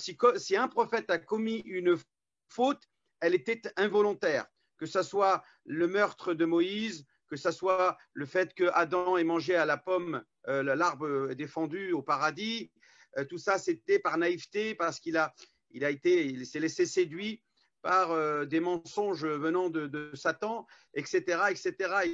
Et tous les prophètes. Mais on considère qu'aucun prophète qui a commis une faute ne l'a fait dans une logique de se rebeller contre Dieu ou de vouloir désobéir à Dieu. Ça a été fait de manière involontaire. Et effectivement, nous confirmons bien que Jésus a été exempté de toute faute, même involontaire. C'est vrai. Alors, messieurs, on va avancer sur une question. La question suivante, elle est d'abord pour vous, monsieur Mamoun. La question est la suivante. Comment se fait-il que c'est Jésus qui va revenir sur terre et non le prophète de l'islam? Et là, la personne qui pose la question se réfère spécialement à la sourate 43, 61. Est-ce qu'il pourrait me donner, parce que là, moi, en me donnant juste le numéro, c'est un peu compliqué. Je vous avoue que je ne sais pas plus que vous. D'accord. Vous pouvez me dire le numéro de la sourate? Ça va me permettre de… 43, verset 61. Alors, écoutez, je pense que vous l'avez dit tout à l'heure déjà, l'idée même que c'est le Messie qui reviendra à la fin des temps et pas le prophète Mohammed. Oui. D'accord. Alors, Dieu choisit qui il veut pour revenir sur terre et pendre. Il fait ce qu'il veut. Il n'a pas de compte à rendre à personne, mais cela n'enlève pas. Ça donne évidemment un statut, un privilège au personnage qui est Jésus, fils de Marie, par rapport à Mohammed. Et cela montre bien que Mohammed n'est pas l'alpha et l'oméga, le seul prophète que Dieu reconnaît comme étant le référent, le guide pour l'humanité. S'il dit que c'est Jésus qui viendra à la fin des temps pour tuer l'antéchrist et répandre la paix, c'est son choix. C'est le choix de Dieu de faire ça et de décider qu'il n'est pas mort, alors que Mohammed, pour nous, il est mort. Il est mort et enterré à Médine dans sa tombe, dès qu'il est mort comme tous les autres êtres humains, alors que Jésus ne l'est pas. Il n'est même pas. C'est-à-dire que nous, si vous voulez, on est encore plus… si on regarde bien, on vénère encore plus Jésus que les chrétiens, puisque vous l'avez d'abord, selon l'histoire, tué, puis ressuscité. Donc il meurt, ensuite il est ressuscité, alors que nous, il ne meurt même pas. C'est-à-dire que dès le début, au moment de son vivant, il est élevé corps et âme au ciel. Donc il n'y a pas de corps où on peut trouver la tombe de Jésus quelque part sur terre, puisque corps et âme, il est élevé au ciel et viendra à la fin des temps corps et âme pour faire répandre la paix et l'amour. Donc oui, et alors ça montre bien que l'important, ce n'est pas le personnage de Mohammed ou de Jésus, c'est l'important, c'est le message. Et je rappelle que quelle que soit l'issue de ce débat, l'important, ce n'est pas de débattre sur la nature de Jésus. Est-ce qu'elle est humaine, ou est-ce qu'elle est créée, ou est-ce qu'elle est incréée, ou est-ce qu'elle est divine, ou je ne sais quoi. L'important, c'est le message de Jésus. Et pour nous, ce message est le même que Mohammed, que Moïse, Abraham, Isaac, etc. et tous les autres prophètes que Dieu a envoyés pour l'humanité ou à une partie de l'humanité. Donc, juste pour vous relancer, ce que vous dites, c'est que vous-même, vous n'avez pas la réponse, si ce n'est de dire que Allah est libre de faire ce qu'il veut et de renvoyer qui il veut. C'est bien ça.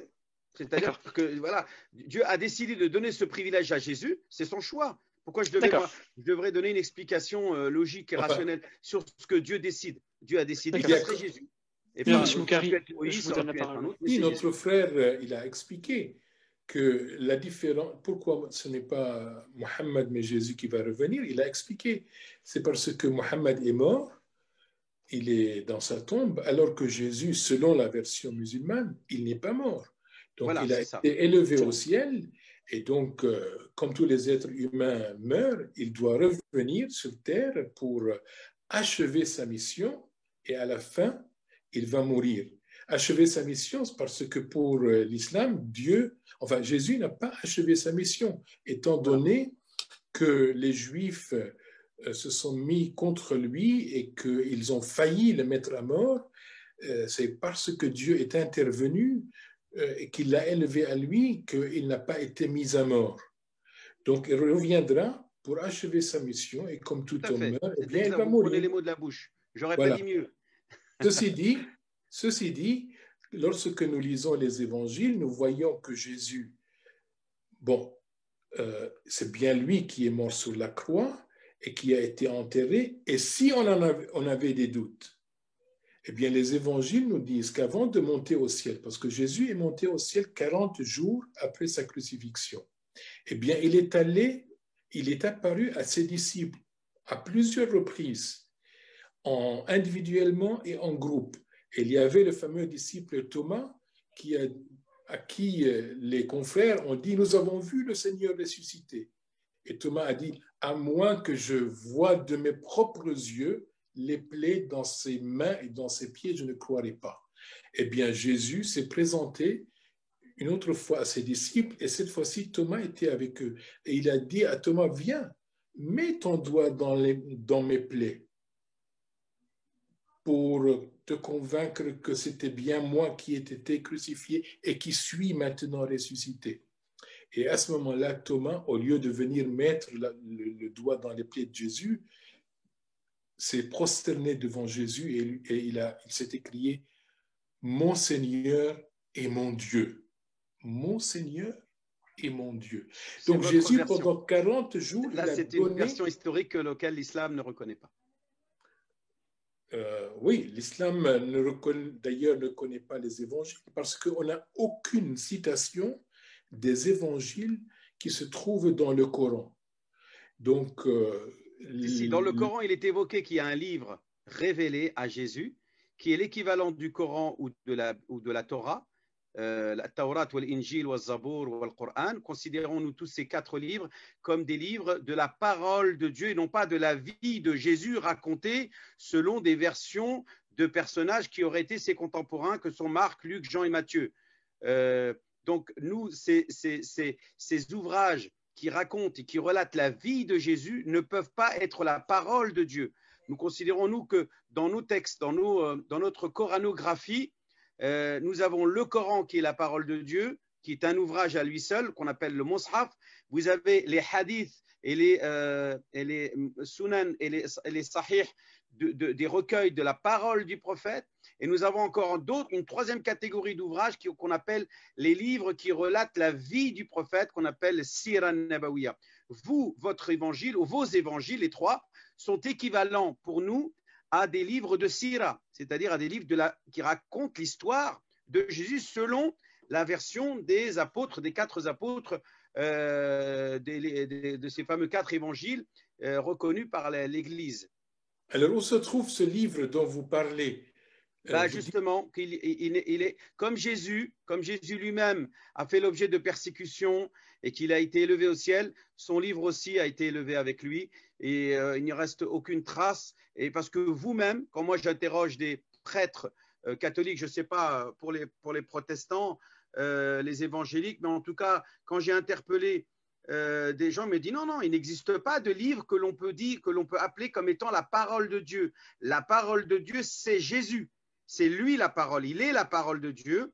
Alors qu'un livre dans lequel il est écrit Bismillahirrahmanirrahim, au nom de Dieu, le miséricordieux, etc., louange à Dieu, Seigneur des mondes, alhamdulillah, ou même votre prière, notre Seigneur qui est aux cieux, que votre nom soit sanctifié, etc., eh bien, pour nous, c'est la parole de Dieu. Pour vous, non, c'est une version de ce qu'aurait pu dire Jésus, qu'il a raconté à ses apôtres, qui nous racontent eux-mêmes leur version de la vie de Jésus selon ses apôtres, selon ses quatre apôtres. Vous avez dit que Dieu, après avoir révélé ce livre, il l'a repris vers lui. Mais vous vous rendez compte quelle logique il y a à ce que Dieu décide de révéler un livre et puis après de le reprendre. Moi, le Dieu auquel je crois, c'est un Dieu cohérent. Lorsqu'il décide de révéler sa parole, il protège sa parole. Il la préserve de toute falsification, de toute altération, parce que sinon, comme le disent d'ailleurs les théologiens musulmans, si Dieu permettait à sa parole d'être corrompue, d'être altérée, et de ne plus être digne de confiance, ça reviendrait à dire que Dieu lui-même ne serait plus digne de confiance. Or, Dieu, il est véridique. Donc, tout c'est un raccourci qui me semble assez, on va dire, audacieux, puisque moi, je ne vois pas d'inconvénient à ce que Dieu confie sa parole à des hommes et qu'il les éprouve en leur demandant de le préserver tel quel, et que certains, puisque nous, on dit dans le Coran que la Bible a été hurrifat, je parle de l'Ancien Testament, a été muharrafa, a fait l'objet de falsification quand on parle de la Torah, puisque effectivement, à l'instar des musulmans, les juifs ou les Israélites ont encore ce Pentateuque qui est les 5 grands chapitres de la parole de Dieu. Contrairement à la Bible, vous-même, vous ne dites pas qu'il existe un livre qui intègre seulement la parole de Dieu. C'est-à-dire que même les ouvrages de Marc, Luc, Jean et Matthieu ne sont pas des livres qui relatent la parole réservée, c'est-à-dire ce que Dieu a dit avec ses mots, c'est une version de la vie de Jésus racontée par des apôtres. Donc ce sont les mots des apôtres, pas les mots de Dieu. Donc vous-même, vous reconnaissez que la Bible n'existe pas. Donc, ce qui est vrai, c'est que la notion… Qui serait parole de Dieu. Ce qui est vrai, c'est que la notion de révélation dans l'islam n'est pas la même que dans le Coran. Dans le Coran, on parle dans le christianisme, on parle d'inspiration. Donc Dieu inspire les auteurs de l'intérieur.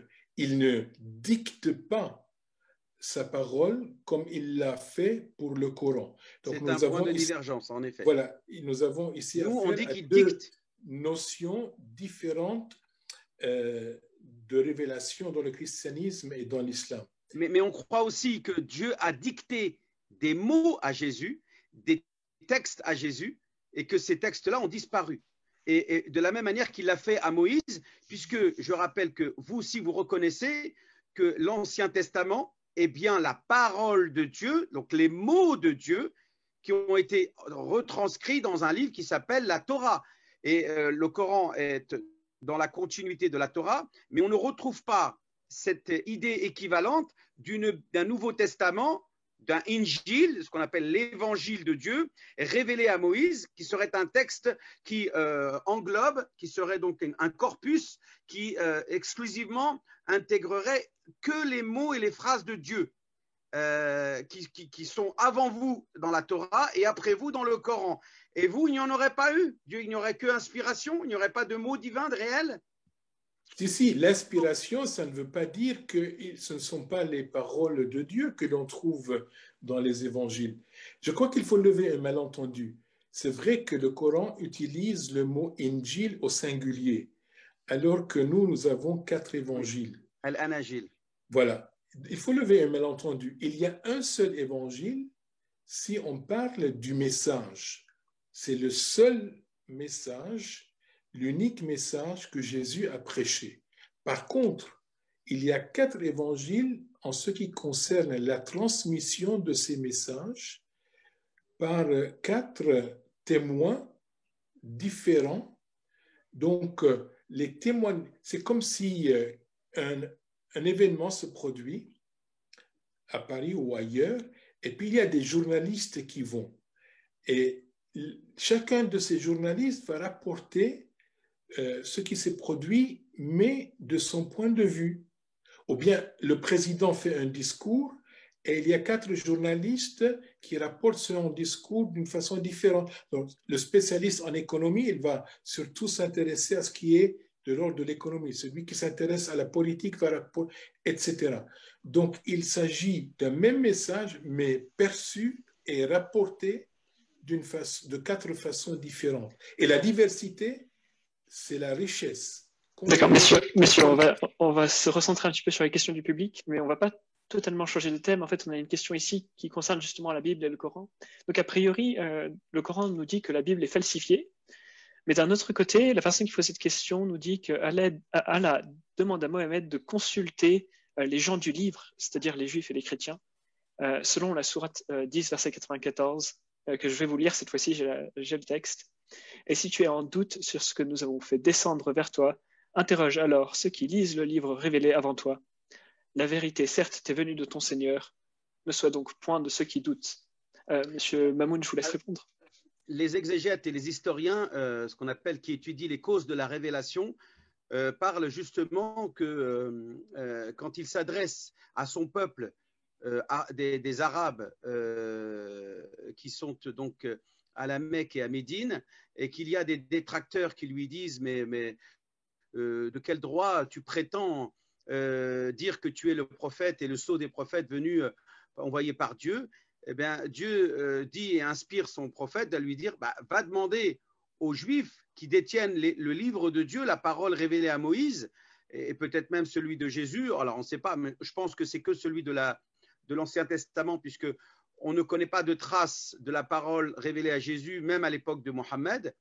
On ne connaît que les traces de livres révélés à Moïse, c'est-à-dire la Torah, dans lequel il est mentionné l'arrivée du prophète qui s'appelle Ahmed, le Paraclès, qui veut dire le loué, celui qui est digne de la louange, et qui viendra à la fin des temps. Donc ça, c'est pour prouver que dans le texte ancestral, dans la parole divine, Dieu annonce l'avènement à la fois de Jésus, bien sûr le Messie, et du Paraclète qui est pour nous Mohammed, puisque le mot Mohammed signifie l'être digne de louange. Et donc c'est pour justement prouver à ses détracteurs que le prophète n'est pas un charlatan qui prétend quelque chose qui n'a pas été signalé et annoncé auparavant.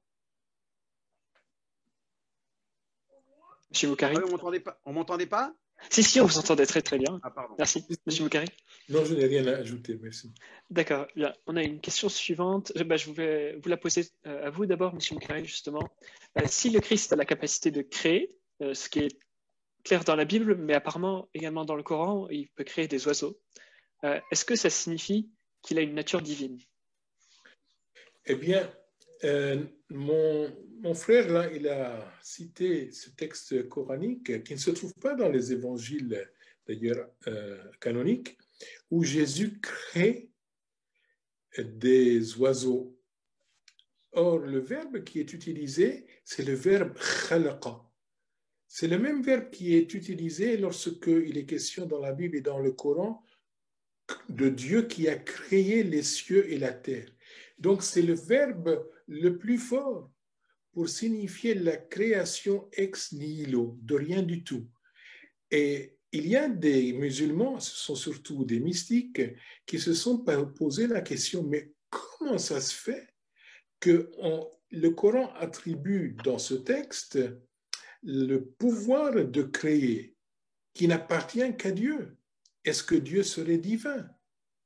Alors les musulmans répondent, oui, mais ce texte dit que Jésus a créé avec la permission de Dieu. Le terme coranique, c'est par la volonté et l'autorisation divine. Donc c'est Dieu qui crée. Lui ne fait que être la cause à effet, mais celui qui finalement est créateur, c'est Dieu le créateur, pas Jésus.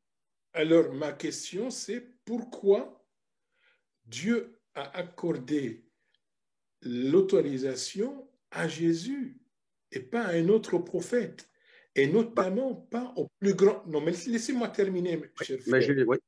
Pourquoi Dieu a accordé la permission à Jésus de créer et non pas à un autre prophète, un grand prophète comme Moïse, comme Mohammed?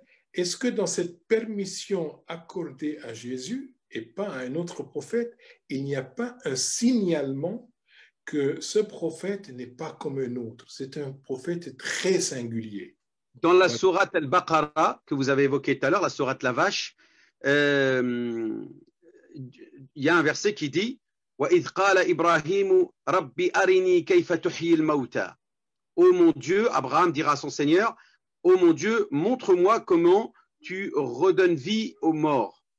Et là, il lui dit قَالَ أَوَلَمْ تُؤْمِنْ, n'es-tu pas croyant? قَالَ بَلَى, il dira si, je suis croyant, je sais que tu es capable de le faire.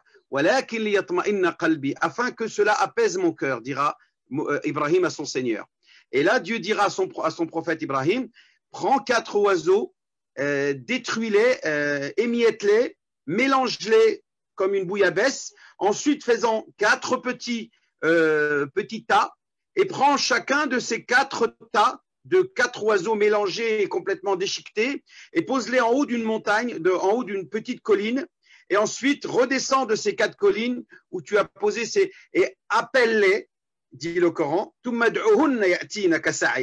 ils reviendront tels qu'ils étaient au moment avant que tu les détruises, que tu les tues et que tu les on va dire, détruises. C'est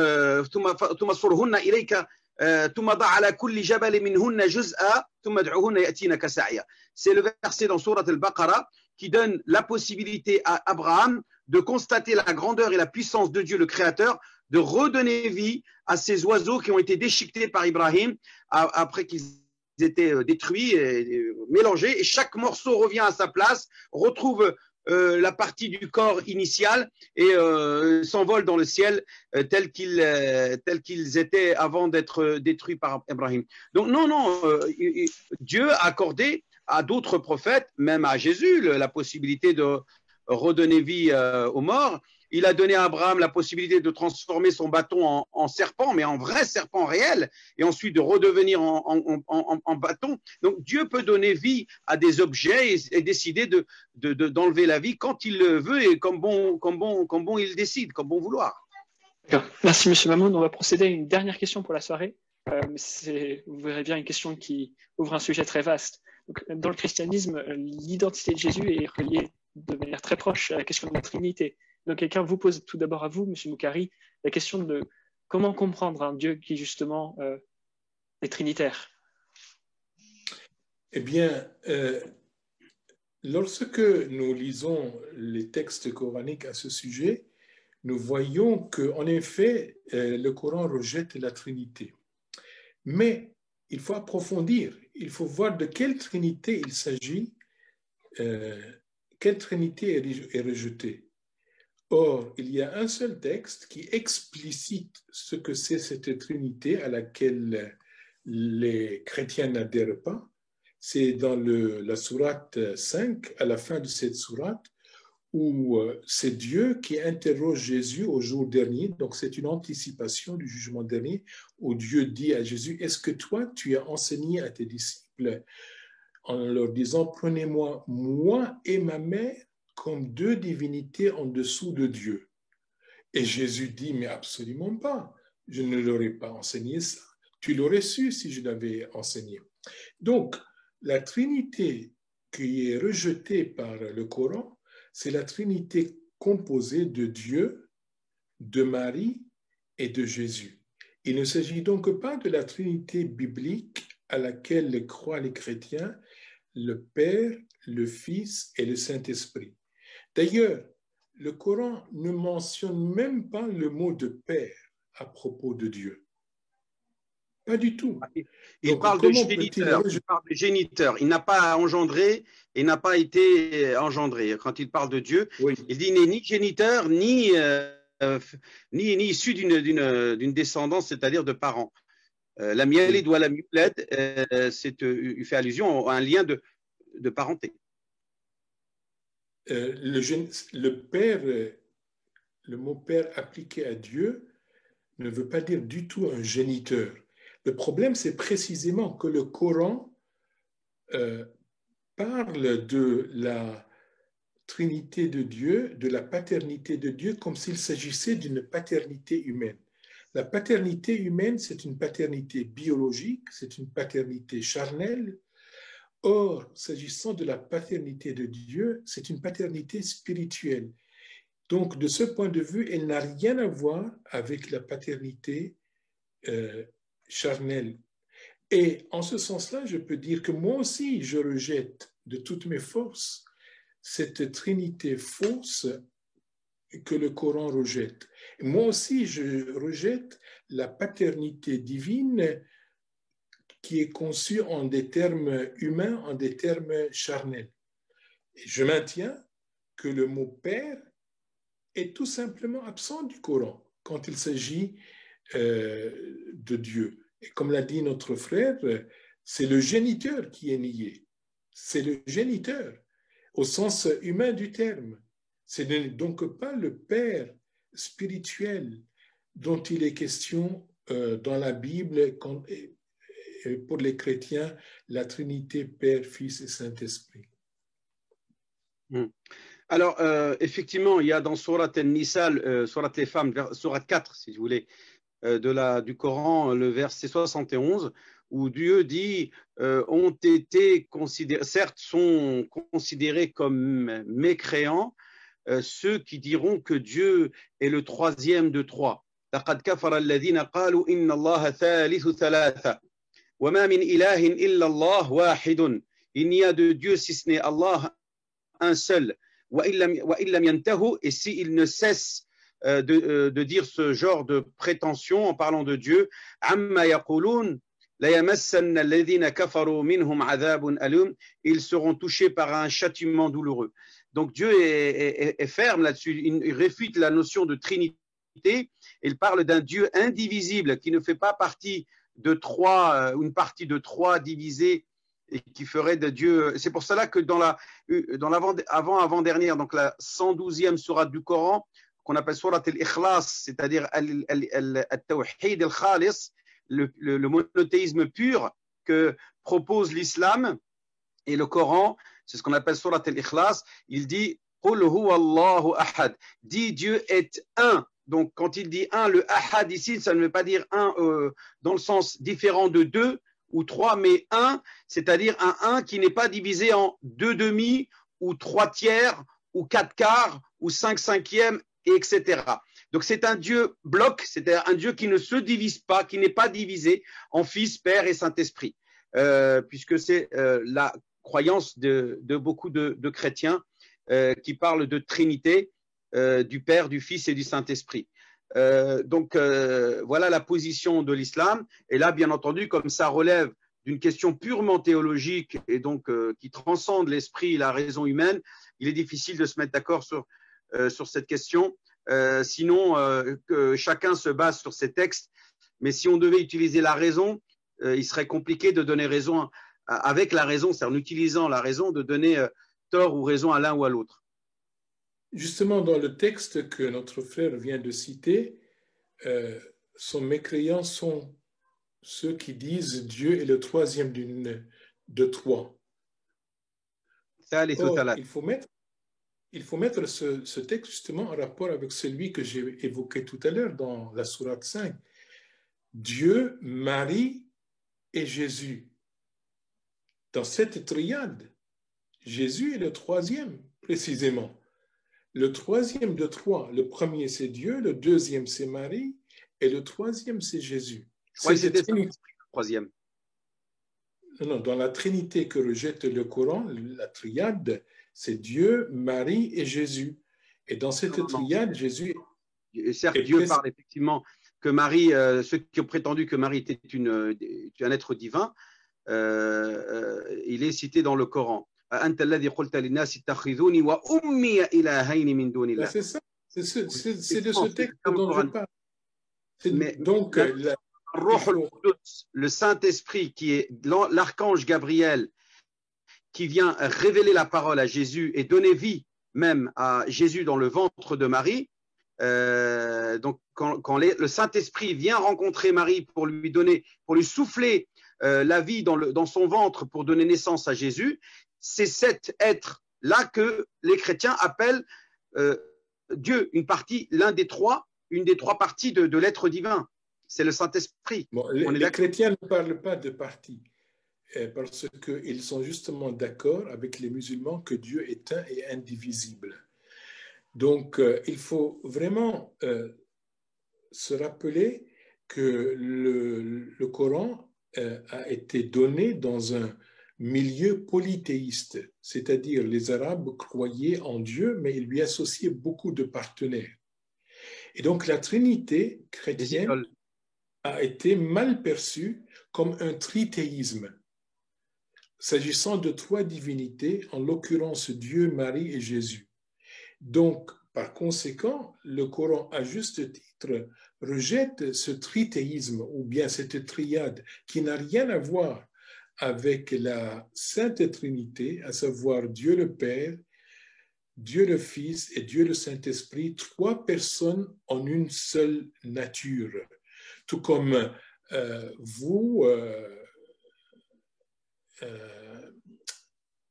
vous êtes une personne, l'animateur de cette soirée, c'est une autre personne, et moi, c'est une troisième personne. Ceci dit, nous avons une seule et même nature. Si vous dites que votre nature n'est pas la même que moi, vous seriez raciste.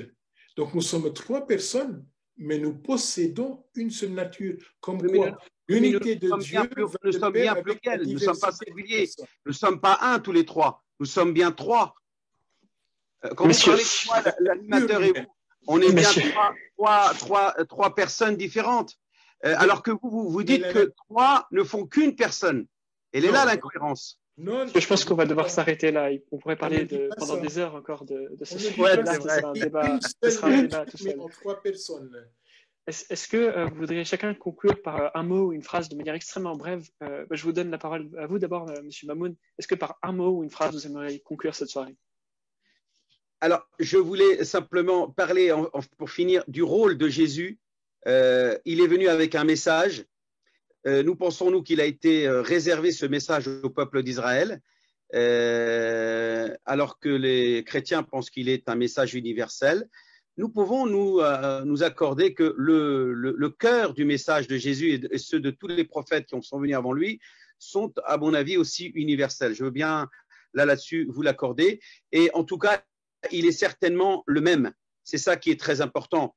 Un message de paix, un message d'amour, un message de fraternité, mais aussi un message de justice, d'équité, un message d'égalité, c'est-à-dire ce même message qui a été aujourd'hui, dans lequel ont puisé pas mal de nos philosophes des siècles des Lumières, comme Rousseau, Voltaire, Montesquieu, qui sont à l'origine des valeurs universelles, qui sont finalement à l'origine des valeurs divines. Voilà, merci et bonne continuation. Plaisir à vous de vous revoir. Merci beaucoup à vous. Monsieur Moukari, est-ce que vous voudriez également conclure rapidement? Bon, je dirais que le message de Jésus est universel.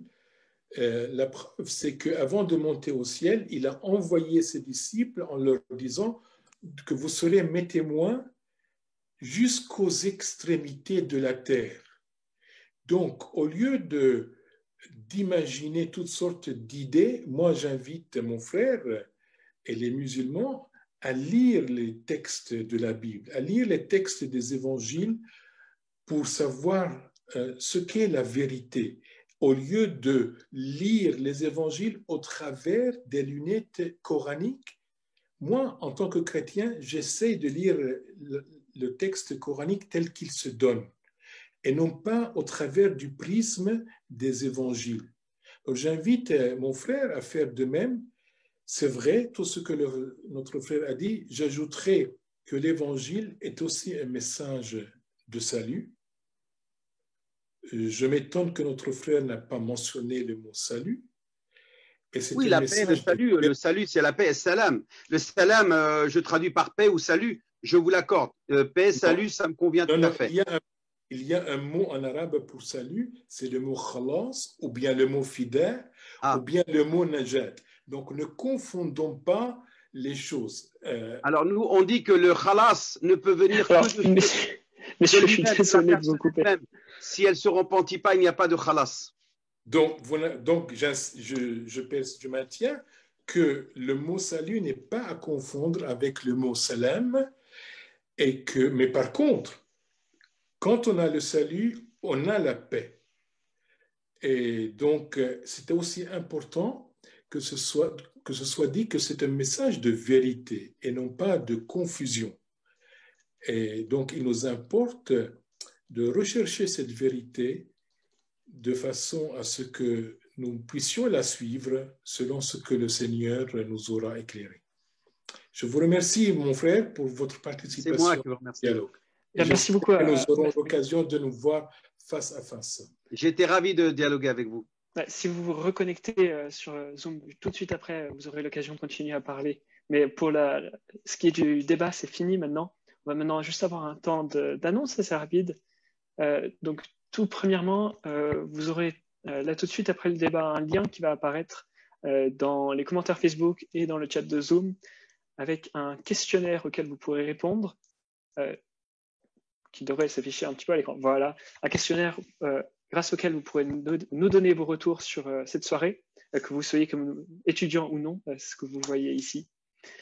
Ensuite, vous devez avoir les livres de nos deux orateurs, ou voilà, le livre de M. Moukari, son tout dernier livre qui vient de sortir cette année, À tout péché miséricorde, et le livre de M. Mamoun, publié il y a 3 ans, mais je pense peut-être plus que jamais d'actualité, L'Islam contre le radicalisme, manuel de contre-offensive.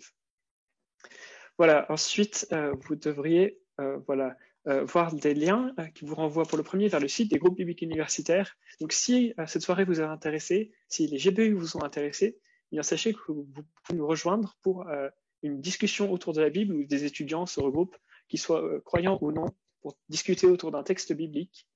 Et en ce moment, ça se fait bien sûr en ligne vu des conditions sanitaires. Donc sur le site www.gbu.fr, vous pourrez trouver la liste des groupes qui se réunissent en France. Ensuite, vous avez le lien vers le site dabc.gbu.fr et je pense que sur la slide suivante, vous verrez en quoi ça consiste. Voilà. Les discussions autour de la Bible et du Coran, c'est l'idée de mettre en parallèle un texte biblique. Donc ici, ce sera Luc 2, 1 à 20 et un texte coranique, donc Sourate 19, 22 à 36. Donc c'est 2 textes qui parlent de la naissance de Jésus. Et l'idée étant de les comparer, d'avoir une discussion basée sur ces 2 textes, sur les similarités, sur les différences. Donc ça, ce sera lundi prochain à 19h et ce sera sur Zoom comme vous le voyez ici. Je pense que ce sera un événement que vous pouvez trouver sur les pages Facebook des GBU et aussi sur le site dabc.gbu.fr. Voilà, c'est peut-être tout pour les annonces. Non, pardon, il y a une dernière annonce, c'est que ici vous avez une série de liens vers des dossiers dans le journal Réforme, qui est un hebdomadaire protestant et qui renvoie ici vers une série d'articles et de dossiers qui peuvent apporter des réponses supplémentaires par rapport au débat que vous avez pu voir ce soir. Voilà, je pense que c'est quasiment tout pour nous. Sachez enfin qu'il y a une page YouTube pour les forums Veritas et que le débat que vous avez vu ce soir sera disponible dans la soirée ou au plus tard demain sur YouTube et donc vous pourrez la revoir ou la voir si vous n'avez pas tout vu. C'est tout pour nous ici. Merci beaucoup à nos 2 orateurs d'avoir été là ce soir. Merci beaucoup à vous d'être venus pour assister à ce débat et bonne soirée à tous.